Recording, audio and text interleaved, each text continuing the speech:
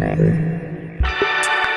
beautiful soul, and welcome to the Spiritual Hangout. I'm Leslie, and if you're new to my channel, big welcome. If you're returning, I'm so grateful to you as well. In today's video, I want to talk to you guys about deprogramming your shadow, and a comment that I had received during one of my video premieres recently.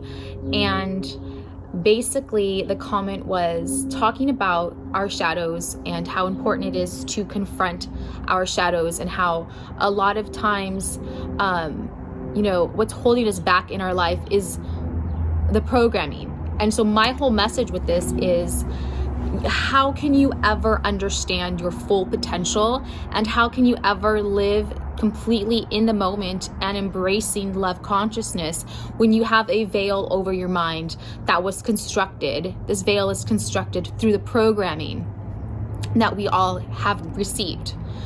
And so they made a great point when they said, yeah, but a lot of times there's also external interferences like negative entities that can cause psychic, it's basically they're saying like psychic attacks. And I'm like, I totally agree.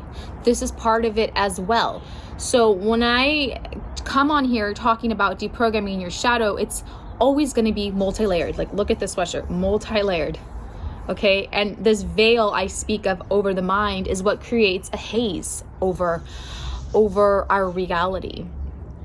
And ultimately, the freedom that comes with removing this veil, it's something that I cannot express to you, except that it is the ultimate connection with love frequency. It's like waking up from a dream.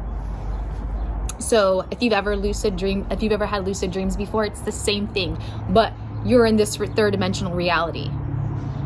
So deconstructing the programs allows you to have more time living your life lucidly, living life more conscious, living life fully aware. Now this veil is there and it can be placed back again. Certain things can trigger you and deter you from your ultimate truth, which is you are that love frequency, which is you are that this moment is bliss, and that everything is okay, and that the only reason why you're not permitted to absorb this and accept this reality is because of your thoughts and the programs that are running. They're constantly running. Like, I don't know why I'm doing this, but it's kind of like a film, like old school film is just running on a loop like this. And so I wanted to talk to you about how this comment was very interesting, because I totally agree. So the person, I'll just go over it again. The person said, okay, but what about external entities? And so this goes along with like psychic attacks. So I basically want to say, yes, you can be influenced from external sources and entities to a certain degree. Now, how much that affects you is ultimately how much you are in control of your own mind, your programs, and your shadows. So the moment we go in and start sweeping out the gunk in our minds, the cleaner it is. And what does that mean? It basically just means the sooner we begin to clear with our consciousness these false projections, these false thoughts that are going on nonstop, as soon as we shine them with our light, our consciousness, they no longer exist in the same way they did before. You've served them the light. So that is the difference between being conscious and being in a conscious state and running off your subconscious programs. So, and there's no need to like look at it with such fear either, because then you're falling for another program. So to be like, yeah, well, most of our shadows are coming up because of negative entities infiltrating us. It's like, okay, first of all, you sound like you're coming from a fear-based place already.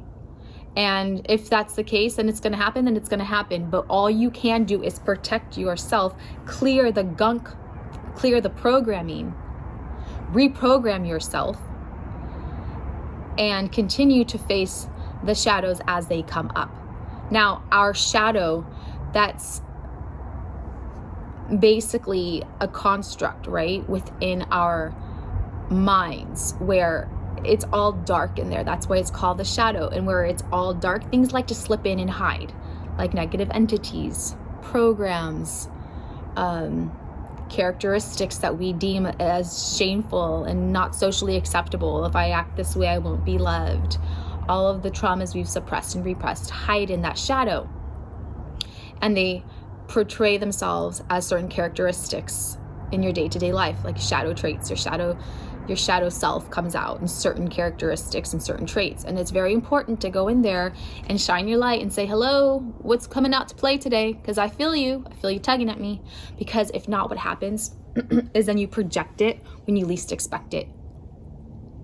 You project it when something activates it, triggers it, and you will behave unlike yourself. If you ever found yourself doing this, all of a sudden you've just went off on somebody, all of a sudden you start talking a certain way where you're like, whoa, I went overboard. Or perhaps you go back to old behaviors. This is because of that. Because eventually when you hide from these shadows, they come out and they play when they find the perfect moment to do so. Okay, so I wanted to just, spread that message out there. I definitely agreed with that comment. And